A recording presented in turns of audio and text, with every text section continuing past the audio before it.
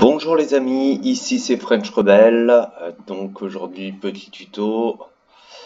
Voilà, on va faire un petit tuto donc sur Iron Blade.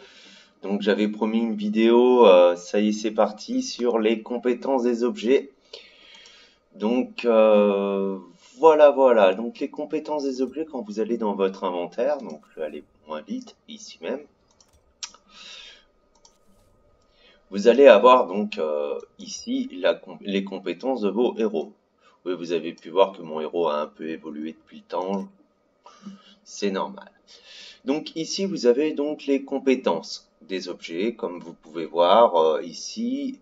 L'une des compétences les plus utiles, je vais vous apprendre après à faire des combos. Donc comme vous pouvez voir, vous avez un casque ici, hein, chaque compétence est unique, c'est-à-dire que par exemple vous avez des compétences pour les armures, des compétences pour les casques, pour les gantelets, pour les bottes, pour les arcs, pour les haches, enfin, les armes à deux mains, les boucliers et les épées. Alors, il faut savoir que pour évoluer votre compétence, vous pouvez l'augmenter jusqu'à 10 lorsque vous êtes en 5 étoiles. Donc si je prends un objet en 5 étoiles ici, je peux monter jusqu'à 10. Et ensuite, vous pouvez les monter lorsque vous allez passer de niveau. Les rendre légendaires plus, on pourrait dire. Donc ça, comment on l'obtient en fait? C'est en utilisant de l'essence. Essence divine, essence démoniaque ou essence de bravoure. Comment faire une bonne petite combo? Alors déjà, une combo défensive que j'aime beaucoup, comme vous pouvez voir ici, en fait, si je regarde, donc hop, en amélioré, la méditation. La méditation permet de régénérer des petites quantités de santé. Vous pouvez le combiner après avec l'armure. L'armure, donc la compétence que j'aime beaucoup, c'est celle-ci, aura vampirique. Donc gagner une petite quantité de santé chaque fois que vous tuez un ennemi. Voilà, et vous pouvez donc la combiner avec celle des bottes. Et celle des bottes est très avantageuse. Une fois par mission, ignorez les effets d'un coup fatal et devenez immunisé contre tous les dégâts pendant un court instant. Alors, il faut savoir que plus vous allez mettre, bien évidemment, de points dans ces compétences, plus vous allez avoir la possibilité donc d'avoir un temps plus long. Ce qui vous permet en fait, je vais vous expliquer la combo, hein, l'intérêt, c'est que si par exemple déjà je tue des ennemis, je régénère ma vie, je régénère passivement ma vie, c'est-à-dire sans rien faire, mais même si je tombe en fait en coup fatal, c'est-à-dire que je suis immunisé pendant un certain temps, je peux continuer à régénérer, et même si je tue un ennemi, là c'est encore mieux puisque je remonte ma vie. Ce qui me permet comme ça, même si un ennemi aurait dû me tuer, eh bien je ne suis pas mort et je peux même me refaire. Euh, voilà, donc ça c'est pour les compétences donc dites défensives. Les compétences offensives maintenant. Donc moi j'ai choisi en fait pour l'épée cette compétence-là.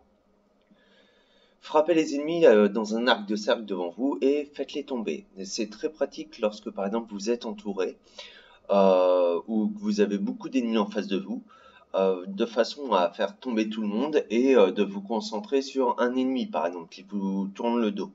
C'est assez pratique.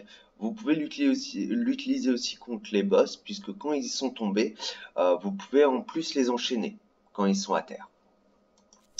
Vous avez la compétence du bouclier, que j'aime beaucoup aussi, puisqu'elle vous permet de repousser les ennemis. Voilà. Pardon. Voilà, donc donner un coup de bouclier en avant et renverser les ennemis devant vous. Alors, il va s'accompagner aussi d'un coup de hache, ce qui est assez pratique lorsque vous voulez éliminer en plus un ennemi. Vous lui mettez un coup de hache par la même occasion. C'est très pratique lorsque, pareil, vous êtes encerclé. Ça vous permet de dégager l'avant et de vous retourner et de vous tuer les adversaires que vous avez à l'arrière. ou alors ça vous permet tout simplement, lorsque vous avez un grand nombre d'ennemis devant, de sonner à peu près tout le monde. Ça fait aussi tomber les boss.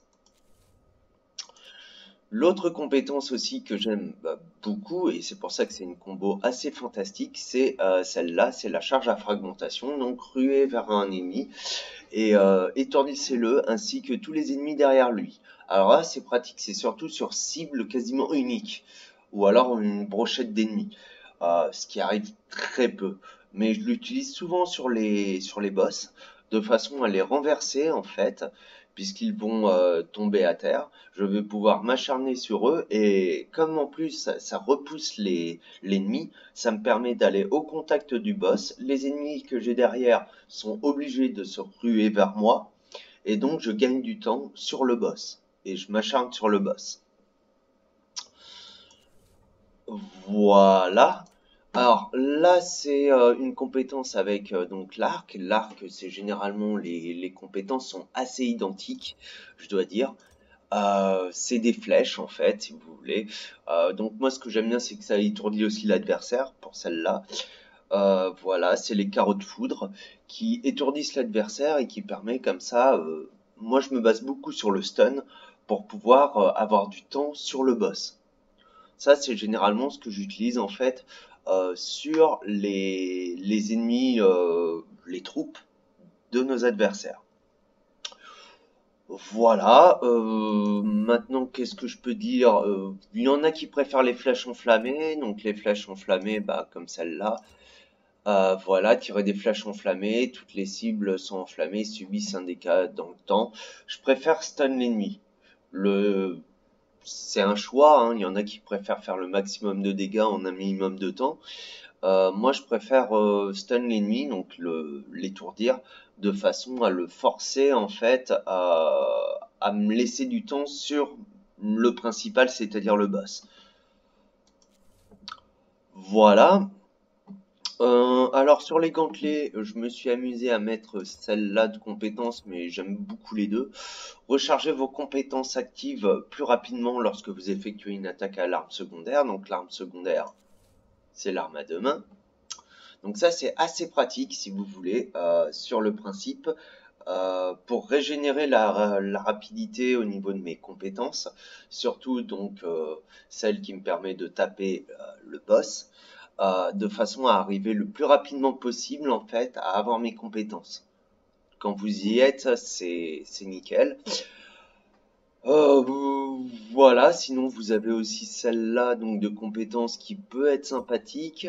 Vos attaques à l'arme principale infligent des dégâts de coups critiques accrus. Alors, faut savoir que par contre, moi, ce que j'aime moins, c'est qu'en fait, c'est quand même que ça n'agit que sur les coups critiques. Donc, je préfère généralement quand même utiliser l'autre compétence qui me permet de pouvoir régénérer mes compétences plus vite. Surtout que c'est toutes les compétences et non pas que celles de l'arme secondaire. Donc, c'est assez sympathique. Donc l'autre petite chose, c'est que toutes les compétences donc des armures sont passives. Ça veut dire que vous n'avez pas besoin de les utiliser, elles sont toujours actives. Par contre, tout ce qui est bien sûr en offensif, il faut l'activer. Voilà, voilà. Je vais faire maintenant un autre tuto dans la foulée sur comment régler sa défense. Et puis, bah voilà, je vous dis à une prochaine.